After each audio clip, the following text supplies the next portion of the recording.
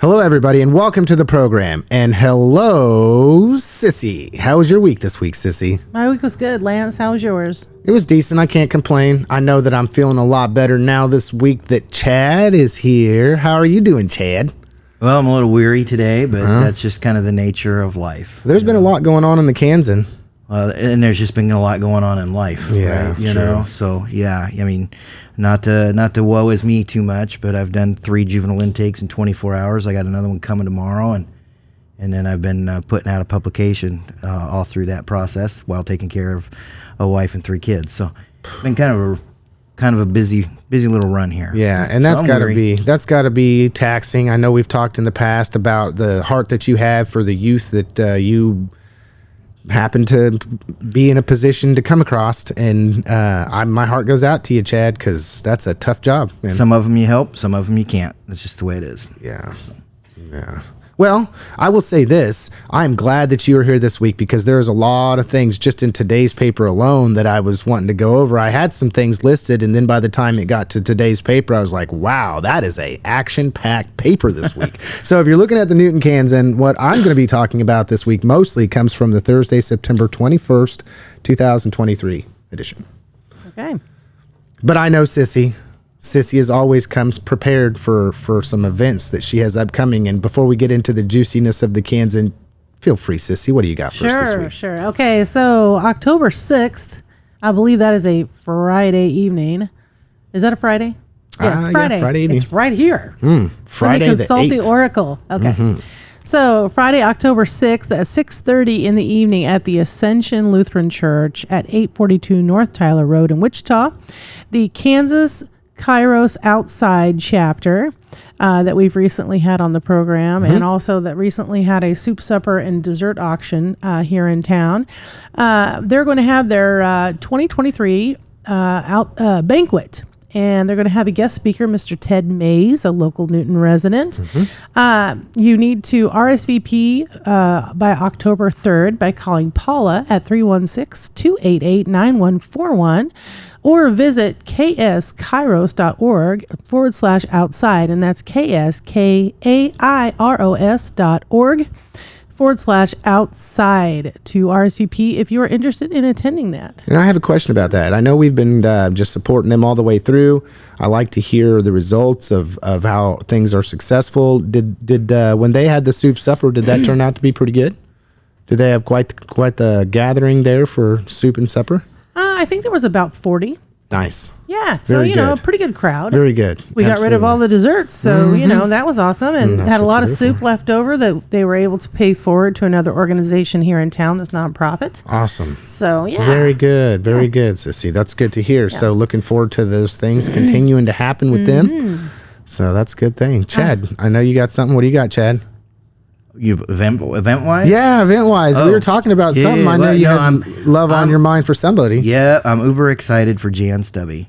Okay. And if you don't know who Jan Stubby is, she, a couple years ago, she bought a old gas station that's over at 8th and Walnut Street in Newton. And she's been renovating that. And so on October 7th, about 4 o'clock, she's going to have a grand opening party. Very cool. A little bit of a reception. There'll be food, drink, and live music, and she's taken that 1930s then 1950s era gas station and turned it into a small event center. So I was looking at it yesterday and going, man, I think I should throw a birthday party for my kids in here. Yeah. And I noticed too when I was driving by there, seeing all the fresh paint and all the new things going on, that it's kind of fitting, right? I mean, the artsy part of it is conducive to being a gas station and different signs and stuff. I mean, it's pretty cool. Yeah. Pretty cool. Pretty eclectic. She has really embraced the history of that area, and those of us who didn't grow up here, and those of us who weren't here 40 years ago before the interstate, don't know that Highway 50 went right down 8th Street in front of that gas station. Okay. And so it kind of snaked through town, and she's done the research as to where it all snaked through town, and she's going to be doing little bits and pieces of history of every gas station that was sort of a neighborhood station that was on that US 50 route right through Newton, and it's really she's done a great thing. Yeah, So, very cool. So October 7th is her party, and I can't wait. I might have to show up for that. Yeah, you can go to Jan's kickoff grand opening in the afternoon, and then go to the Carriage Factory Art Gallery in the evening, starting at 6:30, running till 8:30. Their 40th anniversary birthday gala is going to be that night. For members, it's free admission. Non-members, $25 per person. RSVP by September 30th by calling 316-284-2749, or go visit them at 128 East 6th Street here in Newton. Yeah, I like that park there. What's the park called? Does anybody? I'm not trying to put anybody in the spot, but there's a nice little park. Crable Park. It is with pretty cool. with a water fountain there. The grass is always real green. You're always bound to find some shade because of the way the building sets to the park. And I've just enjoyed many times just going there and sitting, and there's everything for Newton to see right there. Really. Yep. I mean, you can watch some trains passing by. That's where the gallery has its art festival every year, and I do believe that's coming up on like the 30th. And that's a way cool thing. If you've got kids, you need to go to that. Very cool. I'm just saying.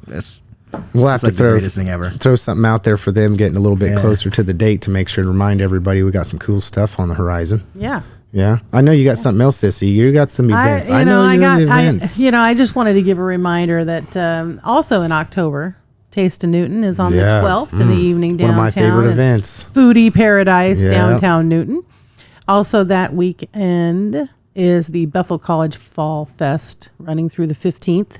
I'm sure there'll be a big game and lots of things to do for the whole family. Yeah, that sounds like a plan. What's the favorite thing you get at the Taste of Newton? They got some regulars. I'm a fan of the pork chop. Like I could go get a couple, 3 pork chops. Oh yeah, I just hold on to those. Is that what it's called? Tomahawk? I'm a sucker for some barbecued turkey legs, but when we're talking about like the Taste of Newton, if I'm going to go and find a pork chop person, and I'm going to buy a couple of those things that are wrapped up in tinfoil, and I'm going to enjoy just a meat-only supper that evening. Meat-only supper. Wow. I'm kind of partial to making sure I get some New Year's cookies. So. Yeah. Okay, very good, very good. And everybody will have Christmas goodies like pepper nuts and things like that. And I'm all about that. Yeah, see, I hate situations like that because then I get there and I'm like, I want everything. I know. But I can only have... You got to pace yourself. Well, I mean, you got to show up at the beginning and get you a couple, 2-3 hours of eating in if you really want to do it. Yep. And get something little. This belly that I got right here was built at the Taste of Newton. That's what I'm talking about. Year after year of indulgence. And it's always you're looking for that perfect entree, right? Yeah. To get the night started, and you come by 4 different dessert places. Yes. You're like, I always keep thinking what do they have missing? I gotta do it. What could you fill a void on? I mean, I've heard even in times they've had some pretty interesting stuff. I don't know if anybody sells the Krispy Kreme burgers, the donut with the burger or whatever, where you got a donut for the. I mean, come on now, you've never had that? I don't know. Okay, that's a fair thing. Years ago, I helped a group put together a booth for the Taste of Newton, and what amazed me, what we did, I just kind of sat and went, really? We did cut vegetables and hummus. And I was kind of like, what are we doing? I mean, we're wasting our time. I mean, what we're going to do is advertise the organization, and that's about it. Right. We did 350 servings of that. Yeah. Wow. It's easy. It's just kind of different. What it is it's and hummus. Yeah, it's a little bit different. And it's light. I like hummus. Yes. Yeah, I'm a fan. That's a perfect thing to wow. eat and snack on while you're looking around going, oh, where do I want to start? Well, that's like when we were thinking about when we were playing in the forum, right? We had had a discussion about whether or not we were going to have food. We want it to be a classy event, right? And we are limited on space, and so we're limited on who we can invite and what's recording. And so there's all these things that are happening. And I reached out to somebody individually, and they said, we could do this, or this, but you don't want this because could you imagine what that would sound like? And then we started checking things off the list, well, maybe eating's not such a good idea, But I think, now we should just serve hummus. There you go. Just as long as we don't do carrots and celery. I love it. Like baby corn. Not crack. Yeah. Or some celery. The celery of the sound of celery. But yeah, I'm looking forward to this, both of you. I just got to say in advance, I appreciate both of you. I know you're working diligently to make sure that this happens. in a way. I think we've reached out to everybody that we possibly can at this point to notify them that they've been invited. I know there's been a little bit of slack that we've incurred. I don't know whether, I mean, honestly, people, just be totally upfront. I said it from the beginning. We needed a venue in which would be conducive for recording. Some might think, oh, that would work anywhere, but not necessarily. Have you seen the ones that have been put out over the last few years from a live Facebook feed in a big room? We're trying to do something a little bit better than that. So you're saying that we would not want to go to the school district offices? No, no. We still have not got that problem fixed. Sorry to get a dig in there. I'm sorry. And I know Carly is working like really hard to fix she's that. A rock star, right? But man, yeah, not every place is conducive for that. No, and we've got to pick up, set up shop. It's got to be some place that we can do that, and we can, it takes a few days to set up equipment. It takes time to get this squared away on the back end. So the fact that we picked that place then did limit us on how many people we could invite. And that's just the way it's going to be this time. It's no hard feelings. Well, and yet there's another piece of that too, Lance, and it is this, and it's what got me involved. This forum is, while it is a political forum, it is not a political forum. This is a forum in which the candidates can and will introduce themselves to us. Yes, we're going to hear about the candidates themselves from the candidates, and it is not necessarily, just straight up, I'm the one writing questions, and when I sat down to start working on the questions for the city, I wrote right across the top of my sheet, you will not write a water bill question. You will not write a utility bill question, because we want to know about the candidates and who they are. Yep. Right. And oftentimes what happens is the people that put the forums on have, if they ask questions from the public, right, then it turns into hot button issue that's more of like a politically expedient conversation, and we get wrapped up on the water bill for the fifth year in a row. And there's a place for that. Yeah. There really is, but the place that it's not for is a forum such as the one we're putting together, where we're going to try and be done in 45 to 60 minutes, and we're going to have, in one of these races, we could have upwards of 7 people to answer questions. So if you're going to throw out a big issue and you're going to tell them then you have 3 minutes, okay, first off, if it's a really big issue, they may not be able to do it in 3 minutes. You can't. And if they do it in 3 minutes, and all 7 of them do it in 3 minutes, there's 21 minutes gone. Yes. From the forum that you have created. There's one of your 2 questions, right? We're not going to have honestly, we just don't have the time to do that. And we do not have the time, and I have not the inclination to do any real sort of political gotchas. Yeah. This is about learning who these people are. And I want to continue with that. That's what we are doing. And I plan on doing this again 2 years from now. I'm just letting everybody know that, there's been conversations amongst people in the public who just really feel like they've been let down, and not pointing the finger at anybody. Really not pointing the finger at anybody, because it's not something easy that can happen. But if our full objective is to make sure that we are promoting every candidate, that they're able to promote themselves, and that's going to be done in a good quality production where everybody in the community can access that in their leisure, then that's what we're doing. Yep. So, as I'm writing questions, one of the things I ask myself is this particular thing, is this worth 20 minutes? Good call. And if it's not worth 20 minutes, I'm moving on. And that's kind of why, there are some things that I just flat out I'm not going to be asking. Right. I'm just not, because we're budgeting our time, and that's not something foreign to me. I do that every single day right in here. Yep. I have to budget it all, and I have to say, is it really worth the time and energy that we're putting into it? Yeah. Right. Yeah. And I'll say this, I know that I was involved in helping pick the list of individuals, and it wasn't just myself, obviously. The criteria was just simply, how involved these people have been over time in the community. If you've been involved longer than other people in chamber and these civic organizations, then you floated to the top of the list, because, you know, we want people that are involved, that know what's going on, that will access these people in this way, especially after the date, and are overall just trying to promote and raise the water level for our community. Well, and at the end of the day, this is all going to be posted online. Yeah. And it's all going to be videoed online.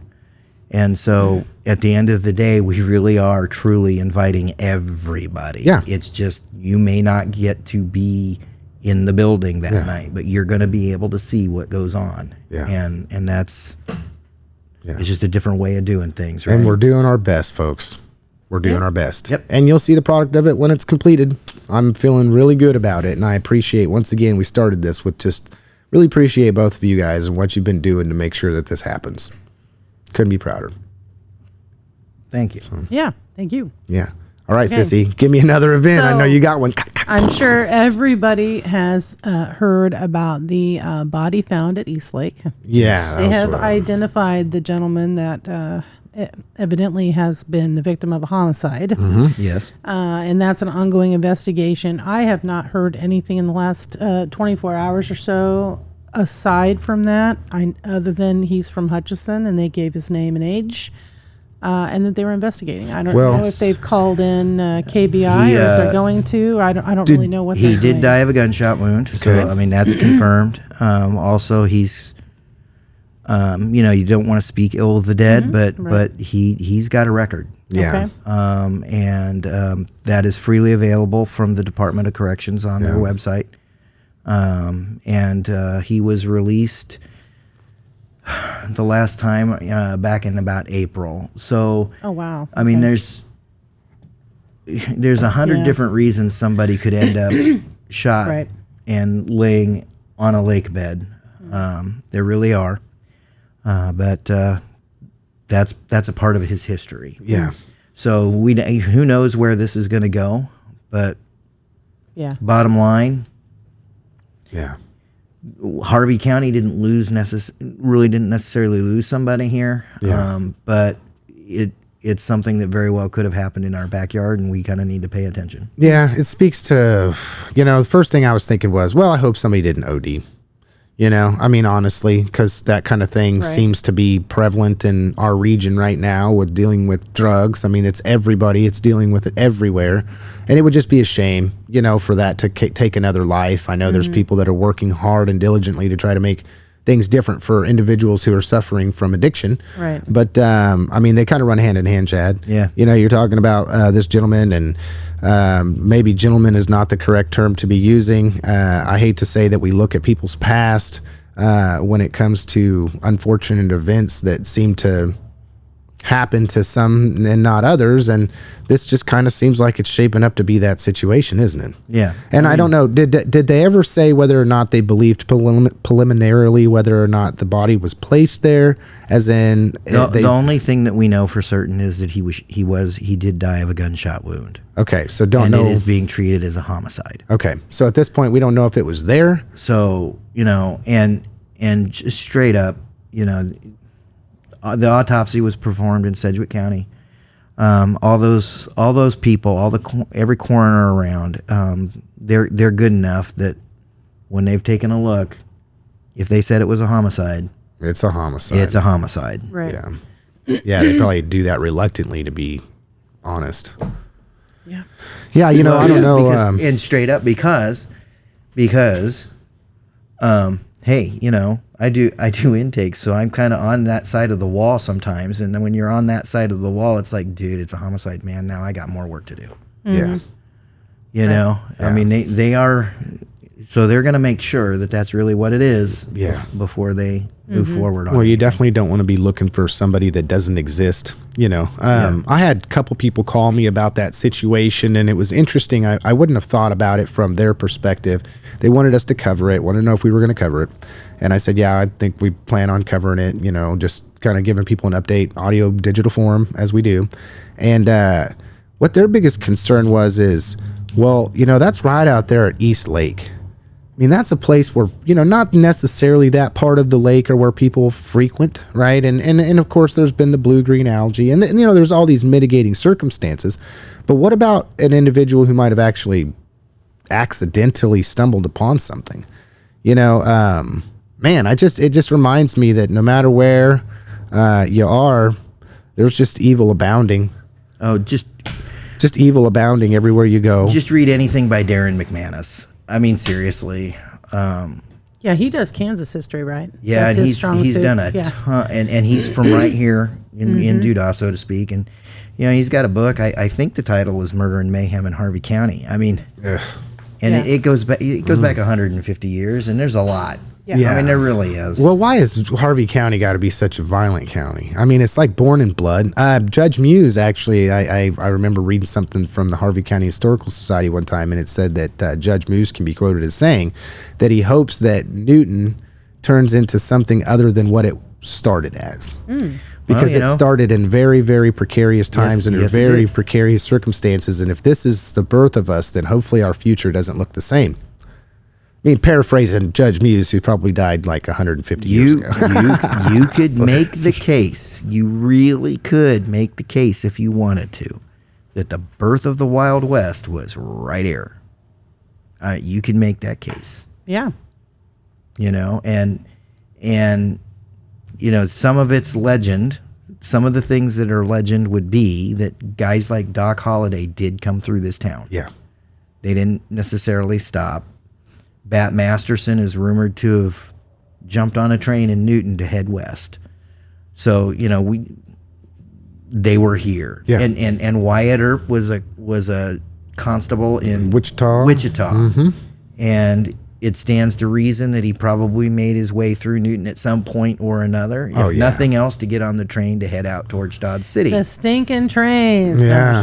Dang old trains. So it is a part of our history, and you can make the case that and Judge Muse was among that group way back in the day that kind of wanted to bury that. Yeah. When the big gunfight occurred, this whole community just really wanted nothing to do with that. They wanted it, and they didn't want anything to do with the people that were involved. They wanted them all out of here, and they wanted everything to settle down. And the railhead moved. That was part one. The Mennonites moved in. That's part two. And things quieted down. Yeah. But obviously, not everybody falls into that category of the meek minnow. Yeah. And we still got issues. And we're always going to... the world's going to have issues. If you really look at it like that. I don't know that I've ever said this in front of you guys, and I know I've never said it in front of you guys, but I am really tired of the identity crisis that Newton has. Newton is not a small town. Period. End of conversation. Newton is a small city, and the challenges you have as a small city are much different than when you have as a small town. Yeah. Yeah, because we really are. When we're talking small towns, you're talking people like 1,000 population or less. I grew up in a small town. The small town I grew up in was 1,000 people, 10,000 hogs. Yeah. 10,000 hogs. That's a small town. Yeah. Sissy grew up in the land of cattle. And there's plenty of small towns right here in Harvey County. I would make this statement that me personally, I believe outside of Newton, the towns that we have in Harvey County are small towns. Yes. Yeah. But Newton is definitely not a small town. So there you have it. But Chad, at one point in time, I remember driving down Main Street, and there was a sign that said "Small town, no apologies." Yeah, well, we know how long that lasted. Yeah. I love that. That was even a political issue at the time. Do you remember that? Oh my gosh! Yes. The sign outside of the Fox Theater, wasn't that? Am I missing something? Yes. Am I going way back? Yes. It was an empty swing. And yes, yeah, I mean, yes, we bring up the empty swing, and I have a lot of respect. I have a lot of respect for the guy that was behind that, and I always will. But dude, what you drew looked like a noose. Yes, and without even looking at it, it was like no second. I mean, and then it did. I think we're going back to like this was like 1998. 99? Was it You're that looking, far back? you're looking at 99, 2000. Yeah. Yeah, I remember that. That's going back. Boy, that was such an unfortunate set of events, you know. Yeah. So, but and at the time I was kind of like, well, whatever. And does this sound familiar? We had a water rate debate. Oh, no. And during the water rate debate, everybody was like, yeah, small town, no apologies. Yeah. We'll take it all. Yeah. Folks, come on. Speaking of water issues, when I did my capstone project, while we're getting off on this, okay, I did my capstone project on water rates or whether they're equitable or equal for the city of Newton. And I'll just say they're equal, not equitable. That was the conclusion of the capstone project. Anyway, it's funny because you can go back into Newton's history and they had water issues all the way back to like 1909 when they couldn't figure out whether or not they wanted to replace the water tower that was failing. The infrastructure was failing. They were turning the corner in municipalities. They were trying to, have water and sewer ran to their downtown and the whole thing, right? And they couldn't figure it out. And then all of a sudden, well, it just broke down. It just broke. A side of it came off, and all the water went flooding down. And I think the account was that it like washed out somebody's garden. I mean, it was pretty basic, But just to think that it's so ridiculous that we are still. I mean, 100. We're not joking here. 100 years, we are still a very politically divisive community, and we are still complaining about water rates. And of course, like everybody in Kansas, nobody wants higher taxes. Have you ever researched the birth of North Newton? It's over water rates. It's over sewer. I mean, it was over sewer. I am not joking. About where they were going to put their poo. Newton and North Newton have fought over crap for 100 years. Literally. I just want to talk about the poo wars. The poo wars of North Newton. Could we ever settle the poo wars? Is there a way to settle the poo wars between North Newton and Newton? No. Here's a universal truth. And I'm not unique. I just am not, but I am observant. And so for those persons who have never lived anywhere other than Newton, I want you to hear, you're not alone and you're not unique. It doesn't matter what town you live in. Big, small, doesn't matter. Absolutely. You think you pay too much for your utilities. Oh, yes. Period. Everybody does. Everywhere. Yes. Every single place. Yeah. Okay? So, one of the places I lived, Hillsboro, Kansas. At the time, the minimum water charge was like $30 a month. And that included your trash bill. And people complained. Yeah. Yeah. Yeah. Well, they don't want to give the government any money. It's just But that's the deal. But yeah. You go back to the town I grew up in. 100 people, 10,000 hogs. Growing up, people complained about the water rate. People complained about when they wanted to do recycling, how they were going to do it and how much it was going to cost. So there, again, we're looking at the utility rate that we hear all the time here. That is still the deal. Well, and the EPA actually has standards in which they say how much would be excessive for water rates or sewer rates for a community, and it shouldn't exceed 2.5% of your average annual income, or your sewer should not exceed 1.5%. So they already have standards, right? And you want to know how Newton shapes up? Sure, hit me. We're about like 1%. Yeah, people pay less than 1 penny for a gallon of water. Yeah. Now, is it equitable? No, because dependent upon where you fall in the spectrum, because of course the average income Correct. is $60,000 for the city of Newton. So if you're at $40,000, then you're looking at maybe paying, 3%. And then as you go down on that sliding scale, and if you're in poverty status, which 10% of Newton citizens are in poverty, then you're paying like 10% of your income. That's where the problem comes. And the other part of the problem that we have here in town is that bill has multiple things on it. It is not simply a water bill. Yeah. You're getting your whole meal deal right there. Right. And so, hey, I'll just be honest. I am very begrudging writing out my $300 check every month. Yeah, I'm about Okay? 240. And there's no way that I'm anywhere near that 60 grand that you mentioned. Yeah. I'm not even remotely in the ballpark. So it doesn't feel good to write that $300 check every month. But I also can't pull out my bill and I look at it and I'm like, oh, this was our water usage this month. Okay. Yeah. I get it. Yeah. I get it because, this is what my water actually did this month. Yeah. Sometimes it goes up. Sometimes it goes down. And you can probably judge that based upon how much water you're putting on your pay yard. attention. Just pay attention. Yeah.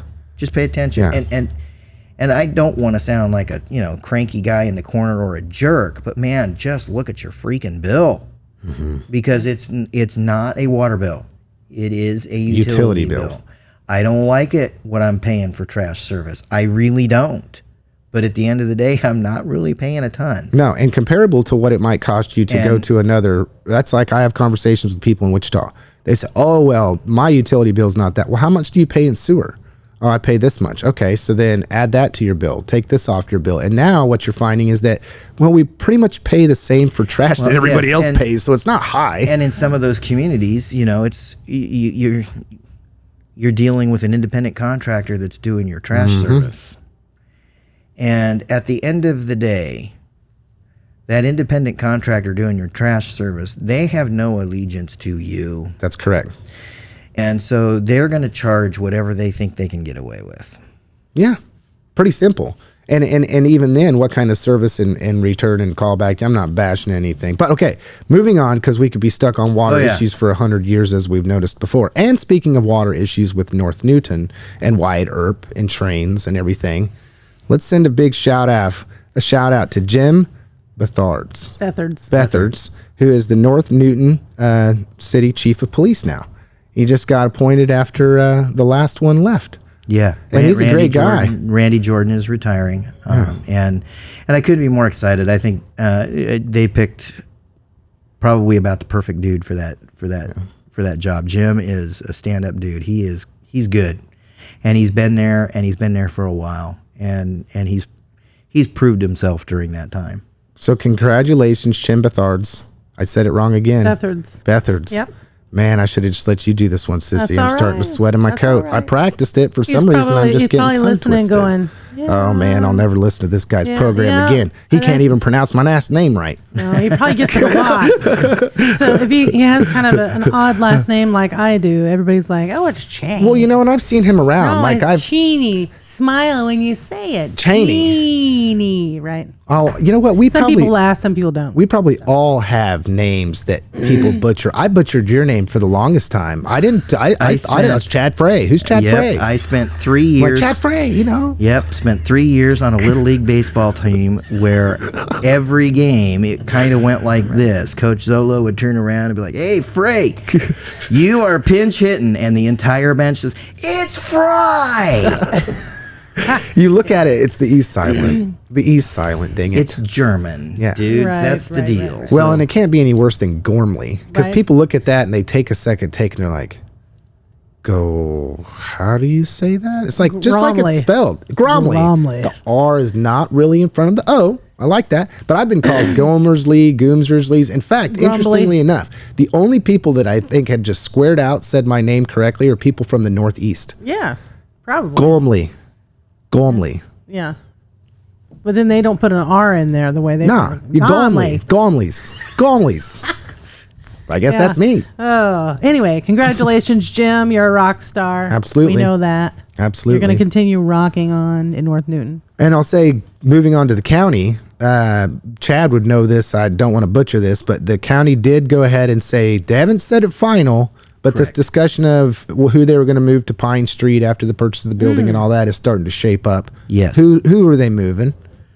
You're expecting me to remember that? Man, I read it. It's in the paper. Let's see. The extension is moving. Aging. K-State Research and Extension is going to be moving for sure. The Department on Aging is moving over there, which personally I think is probably really smart. Oh, yeah. Especially because the health department's still going to be there, right? Right. The health department is going to be on the next floor, whether it's above or below the next floor. I believe county appraiser. They talked about whether or not the GIS, which is the mapping service, would move over there. If the appraiser does move over there, the GIS moving over there would be another really smart move. Those are the ones that I remember for certain. And this is, this has been a difficult thing for the county. There's just no two ways around it. This has been tough. And, there are some folks that are not going to be happy with the appraiser moving because they, in their once-a-year dealings or twice-a-year dealings with the county on tax or whatever, they have to bounce between the appraiser and the treasurer's office, right? So now that's a drive across town and across some train tracks. And I get it. It's a very valid concern. But at the end of the day, they had to start moving some stuff out of that courthouse. And they probably did things that would free up space rather than disrupt it. Because it's kind of like, well, why didn't you move the DMV? Well, it's kind of like, why would we move the elections at the same time when they're kind of together? There's just a little bit to that. I figured they might move the DMV has been working out of a hallway for decades. Yeah. And so they need some, that needs to change. And some of those things that are going to happen within the courthouse proper are some of the things that are still really up in the air that they haven't really put a final touch on. Yeah. And to that, you've got CASA, A Voice for Children, and you've got Safe Hope, which is the domestic violence group that operate offices in the courthouse. Those are not county departments. Okay. But they are operating offices out of the county courthouse. The county has never charged them a dime for that office space. And so the county now has to decide, because of the initial sort of proposal that came back from the architects did not have any space for those two groups. Okay. And they're trying to figure out what they're going to do about those guys, because they want to keep them in the courthouse. And that would be because primarily of how much work those two groups do with district court on the top floor. Right. They do a lot. And so again, that's one of those things that makes sense to keep them. But the proof will come in the pudding as to when they finally get the plans made. So it's just kind of they were breaking it down to the point of where are the fire exits, and can we not have this be a fire exit, and can we move the fire exit from here to here in order to better serve this part of the courthouse? And then that would mean a reconfiguration of, for example, the county attorney's office. And they've got a lot of work ahead, but there are some that they've actually identified as being ready to move over to Pine Street. like they know what they're going to do. Right. And one of the reasons it's so important to get that done, and get that done now, and get it done right now correctly now, is that you want to do your renovations at Pine Street without those people in the building. Yeah. Get it done Because first. the moment you move people in there, those renovations become more expensive. Yeah. Yeah, and problematic all the way around. Yeah. So there hasn't been an opportunity to get a 2-1 vote, is what you're saying on that yet? Okay, that was my joke. Oh my land. Okay, I'm so funny. No, but it's a few weeks away. The finalization of that plan is a few weeks away. They've got to generate some new block diagrams, and that the architecture firm is going to take a little time to get that done, as one would expect, because anytime you ask somebody to get something done, there's some time that you need to get it done. Yeah. And so they'll get that done, and then the commission will take another look at it, and then at that point they'll be able to vote and make a final decision on it. But I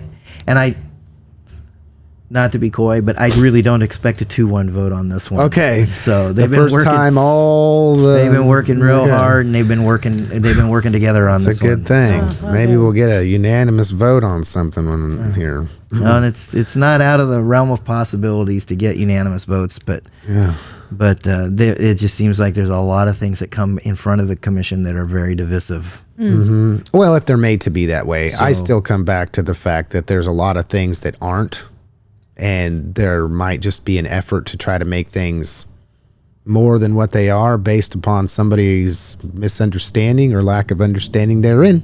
And that was my words, not anybody else's sitting here. Sissy, are you a fan of wind energy? I mean, I just got to ask. I know we've had these conversations before. You know where it starts and stops for me? If I was a landowner and I needed to generate income to feed my family, and I had an opportunity to put a turbine on my property to do that, and it was going to be, safe enough to meet the standards of safety for the surrounding folks and the land, I don't want to be told I can't do that because somebody will yell about it. Yeah, that was my next question. Right, that's where it starts for me. What do you Free tell enterprise, right? What do you tell? What do you do when the government tells you no? You're not going to do that. Why? You don't have that option. Why? Because we just right. That's what I would do. We have beautiful scenery around here that just can't be your reasoning untouched, and right. and there's really no place that's really good for them to be. I mean, I don't want to hear anything about the whales, right? Because we don't. Where's the last sea in Kansas? Where's the last ocean we've ever had, right? Well, I mean, we gotta. Time is relative, Sissy. I mean, we were talking about the poo wars of the last 100 years. You said poo again. Man, you always throw me. The poo battle of 2016. Yeah. Yeah. Yeah. Poo is actually a professional terminology for poo? Sewer. Poo. Sewer. I'm trying, okay? But okay, here's where I sit back and I wait and I watch all this stuff unfold over the last however long. In my opinion, I think it's rather restrictive. I would tend to agree with Sissy. And I remember thinking when they started having the conversation about solar panels, like, surely we're not going to go like against solar panels here, right? Like, surely there's some place. There was a complaint filed. There was a complaint lodged on the solar array that was constructed over by East Park. Oh. Now, granted, there was only one. Mm-hmm. Not necessarily from someone who actually lives here, but there was one. I know where you're going with this whole thing and why you're going there, and honestly, I am in many ways surprised we didn't get to the point we're at now quicker. Just to hold this, you mean the whole desire to just ban any clean energy? Yeah. Solar panels are bad. So windmills are bad. It's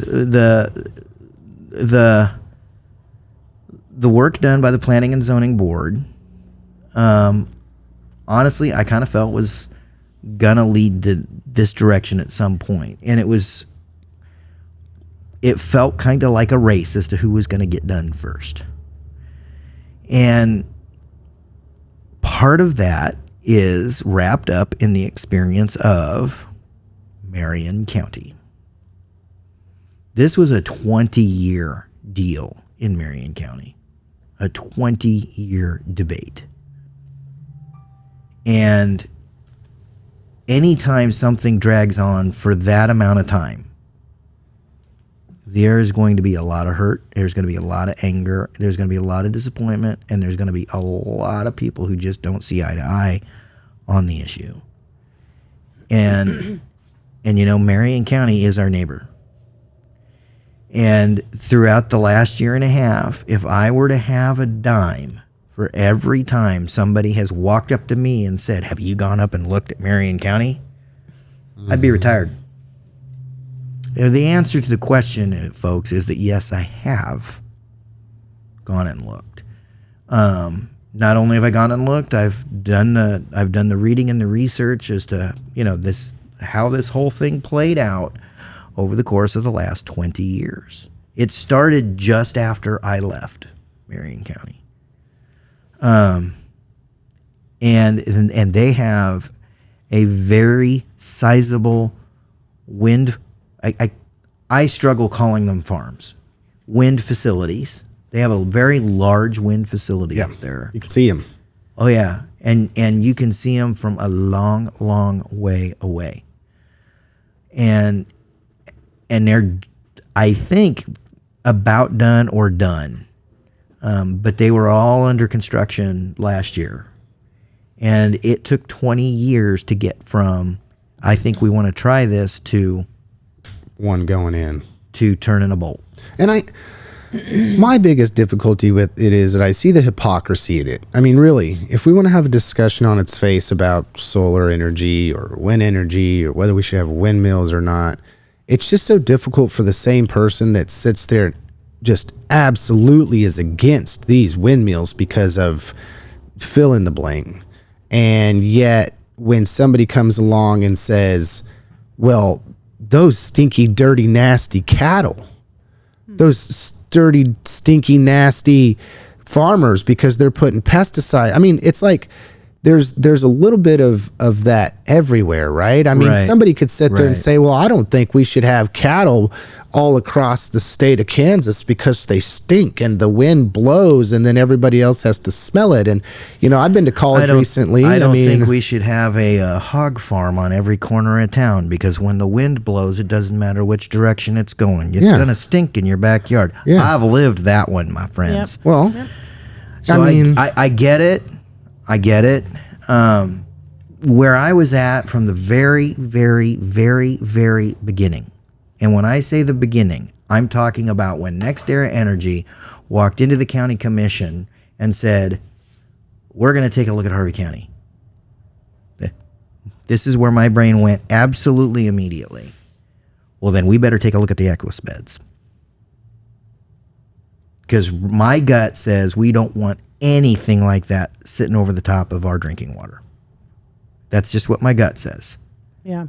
And I, as a journalist and as a human being, I'm sorry to say it, but I am not going to trust the guy who stands to make the most money. Oh, sure. Yeah, good call. To tell me whether or not it's going to be over the okay over the aqueous beds. Yeah. Right? I will trust Tim Bass. He's the guy who manages that. He manages the aqueous beds. I will trust him. But the guy that's going to make the money, no way, no how. And that's where my brain went immediately.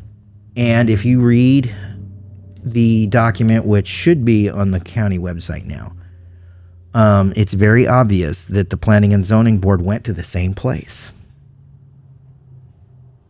They didn't necessarily go there within seconds of the announcement, but they did go there. And at the end of the day, none of this is a done deal. None of it.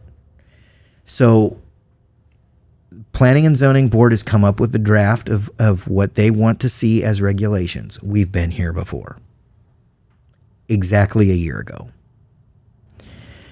And there will be a public hearing. We've been there before. Exactly a year ago. That hearing lasted something like almost 3 hours. Has it been that long? Wow. Mm-hmm. I remember this. And then after the public hearing, the Planning and Zoning Board chooses whether or not to make the recommendation to the county commission to adopt these rules. And at that point, it goes to the county commission. And the county commission has options. We've been here before, right? Mm-hmm. They can just look at it and say, yeah, let's do this. They can look at it and say, you know, we're not real comfortable with this. We're going to send this back to the Planning and Zoning Board, and they're going to have to work on it some more. Which, straight up honest, they should have done the last time. But they didn't. And then the last thing they can do is give stated reasons for refusal of these rules. Should they do stated reasons for refusal of these rules, then I believe I'd have to double check with, like county legal for confirmation that what we've got on the books is going to be what we're going to use. And again, we've been on this issue. We've been through this all before. Yeah. Every last step of it. Which is why I believe they should have returned it to the Planning and Zoning Board. Because as much as I enjoy talking to Randy Haig and spending time with the guy.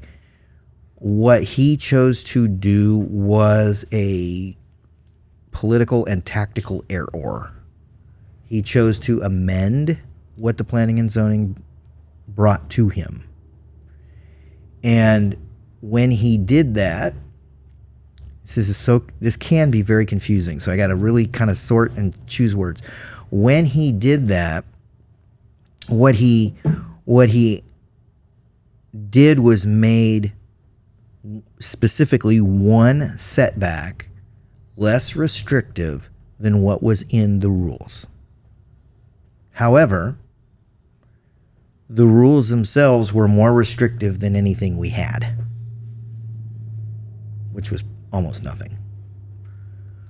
And as a result of that action, that kind of poked somebody in the butt on the planning and zoning board, and they let it sit from October until about February, and then in February they walked into a county commission and said, you know what, I think we need to redo this. And of course, at that time, you've got rules that are already adopted, and they were rules that pretty much nobody was happy with. And that's a pretty key statement, because a lot of times when I look at political situations, I truly believe that if nobody's happy, then they did exactly what they needed to do. Right. Right? We've found a spot that is the right spot to be. And the reason I know that is nobody's happy. Yeah. Because the opposite would be to want everybody to be happy, and that will never happen. Well, and if after a deal like this, one side is walking away just happy as a lark because they got everything they wanted, and the other side ain't, then that was not a negotiation that ended correctly. Yeah. Right? But if everybody walk, and if you can walk away with everybody happy, boy, you're in a great spot. But you never will. Okay? You're just not. You're going to end up with a North Newton. Yeah. Because there's no middle ground. Yeah. So what we got was a spot where nobody was happy, and that was an indicator to me that we were in the right place. And unfortunately, or fortunately, depending on where you stand on this issue, the Planning and Zoning Board decided that they are going to take this up again, which they can do. They can take this up every year if they want to. They really, truly can. They can rewrite these every year if they want to. The whole board has to be a part of that. And it is the board that has to do that. So instead of sending it back to the commission, he passed it with this change, and that motivated some people to start leaning on the Planning and Zoning Board. He didn't do what you wanted him to do. Yeah. Then you guys need to go back and look at this again. And it took a little doing to get there. And and again, I have so much respect for so many of the people that are involved in this.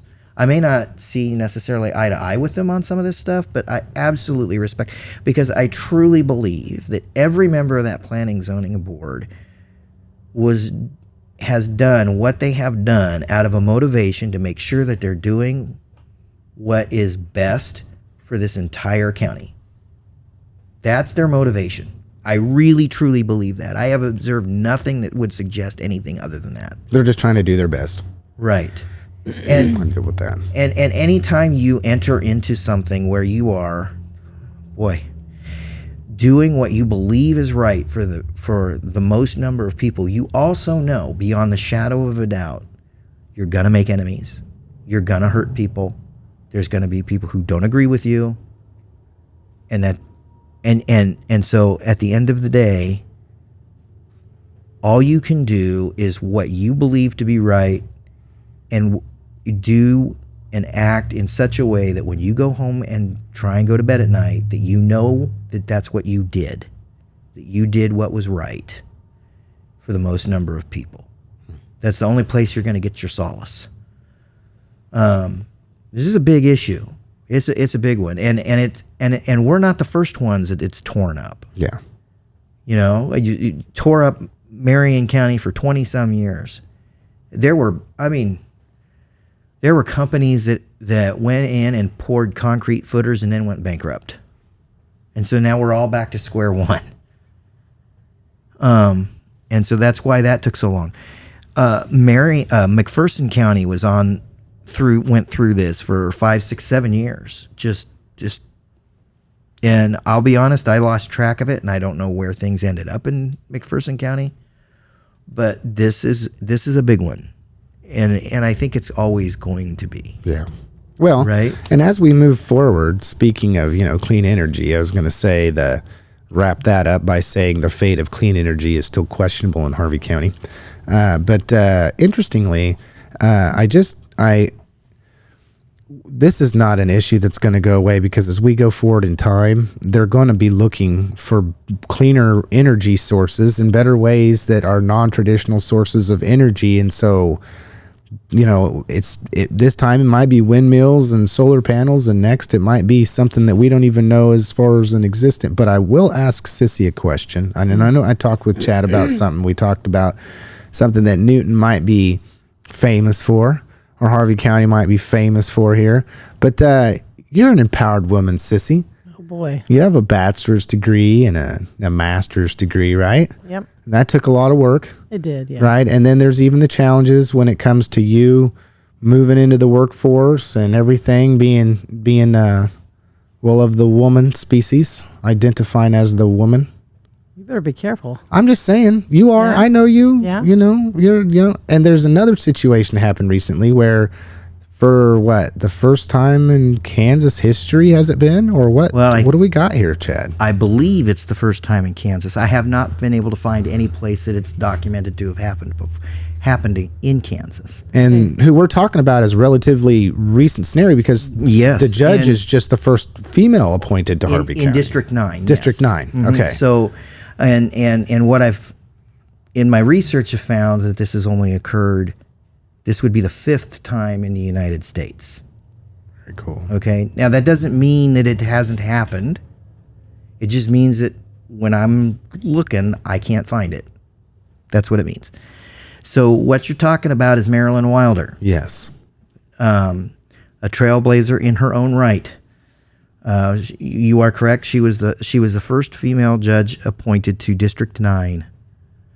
District 9 contains Harvey and McPherson counties. And I believe that was in 2016. Yeah, it was relatively recent. Right?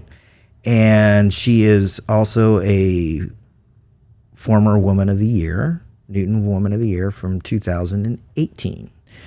But the reason we're talking about her today is actually her daughter, Elizabeth, who is also straight up, she is an amazing young person. Just, man, I'll tell you what, if my daughter Elizabeth does what this kid has done, I am going to be like over the moon, right? Mm-hmm. And I forget my days, but I do know that it was this week. Yes. Marilyn was able to perform the swearing-in ceremony of Elizabeth as a lawyer in good standing for the state of Kansas. Mm-hmm. Awesome. So normally when you pass the bar, there's this big mass ceremony up in Topeka that you can go to, but they kind of decided to go a different direction. Just do it here. Well, I would have too. Yeah. Yeah. Awesome. Yeah, pretty interesting things. I mean, when you think about what Harvey County is known for, I could take us all the way back to the very beginning. And really, if we're looking at what's happening today, speaking of Judge Muse, we could speak of Judge Wilder, and we could say about how times had changed and over time, and now we're sitting in a situation where it's like 1 in 5, maybe 1 in 6. Yeah, it was a true pleasure to. It was Tuesday. And the reason I know that is on Tuesday, over the course of about an hour and a half, I performed a juvenile intake, picked my kid up from school, went to the swearing-in ceremony, and then hot-footed it up to McPherson for my other kids' cross-country meet. It was quite a situation. Quite a day. But in that environment, it was a true honor and a blessing to be able to go to that swearing-in ceremony and listen to it. I think I recorded the entire thing. It only lasted about 5 or 6 minutes. And to see the emotion of the Wilders, and of course the folks that were there to support them, guys like Tom and Ann Adrian. They've been a part of this from the very beginning. And it was just an absolute joy to then sit down and write up a little bit about that. Yeah. Got to get the paper. Got to get the Thursday paper. Yeah. Sorry, didn't mean to put your empowerment on the spot, Sissy, but you are That's all right. I didn't know trailblazing where woman you were headed. That's why I cautioned you. with your hashtag. I thought we were headed towards something I wouldn't do that. You know, I would not do that to anybody. I would champion anything Marilyn Wilder wants to do because I admire her. Yeah, she's... So I'm okay with, let's talk about Marilyn's empowerment. Well, and now young Miss Wilder's empowerment. I'm empowered in a different kind of way. Yeah. But it still takes a village, right? Yes, it does. So I'll just be on the fringes. Very cool. Very cool. Okay, everybody, we're coming to the end of the program. So you guys get a chance to speak directly to the hearts and the minds of those listening. What do you got for us? Who goes first? I'll go first. Go ahead, Sissy. What do you got for us? Folks, if you haven't heard, Kraft Heinz is recalling some sliced cheese. Now, that's the kind with the plastic wrapper on it. You got to take that off before you eat it or cook with it, okay? So I'm just letting you know that those wrappers can pose choking hazards. So make sure you get it all off of there because people are having this recalled. So that's my advice. From choking on the wrapper that comes on Don't eat the wrapper. Don't eat the wrapper. So that's your advice. Speaking directly to the hearts and minds of There you everybody go. listening, There you go. don't eat the Velveeta cheese wrapper. No, not Velveeta. Kraft. Yeah, I don't want to give Velveeta a bad name. People aren't Kraft eating singles, I Velveeta believe singles wrappers, just Kraft. I don't know. Okay, Chad, dazzle us. Dazzle ya? All right. Well, we've talked before about the lunch on Fridays at China Inn. And right now, seriously, I'll try and get through this without shedding a tear here or there. Yeah. I got to tell you how proud I am to know those dudes. Because those dudes were the spark plugs behind Sarcoma Sucks. And they didn't act alone, but they were really behind it. And that was a fundraiser for Tim Young. And I texted out a joke and a photo that said an auctioneer and a real estate agent walked into a bowling alley and sold a crappy beer for $45. But those dudes raised more than $25,000 for Tim Young. That's awesome. That's awesome. And so our community needs to be very proud, not only of the dudes that put that thing together and every person who helped put it together, but the fact that this community came together and said, here's $25K for your health. Yeah. To help you in your time of need. Mm-hmm. That sucks. Yeah. Mm-hmm. Because sarcoma sucks. Yeah, That's right. It sucks that they had to do it, but Sarcoma sucks worse. yes, and so that's awesome. That's the deal. Yeah, totally awesome. So shout out to all you people that had participated in that. You're all the citizen of the week this week. Rock stars. Absolute rock stars. All right, I'll say a final note. Just talking directly to the audience this week again, not to beat the same drum, but I think it's very important when navigating through these waters during these times, especially when we have voting coming up and candidates are going to start surfacing and all of these things, you're going to most likely hear a bunch of things about people. Check your facts. Take your time. Don't just believe what somebody's telling you. Actually, maybe even possibly call up the person and ask them a question and see what they have to say. But as always, I'm fully aware that about this time of year, every year, it doesn't matter whether it's nonpartisan or partisan elections, the really weird, slinky, slimy, snaky kind of just comes out in people when they seem to think that their livelihood or their ideological beliefs are being jeopardized. Just check your facts, people. If you hear something about somebody, make sure you're finding out whether it's the truth. Do your due diligence. Don't just believe what anybody's telling you. And I want to bring up something else too. Remember that game when we were all growing up that we used to play called phone call, right? Telephone. Telephone? Yeah. Okay.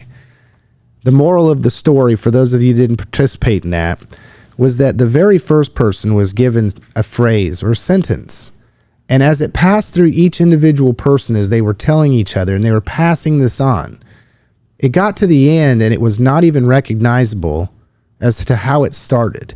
And we all laughed and we all clapped our hands and we learned that lesson in life, that the more you gossip and the farther down the line you are of hearing certain information is pretty likely that it's not accurate.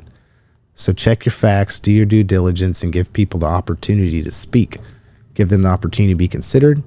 And honestly, it's a little early, but vote for the person that you think has the best intention at heart for our community instead of somebody that's going to promise you the world or that they're going to agree with you in every situation. Look for somebody to under-promise but over-deliver.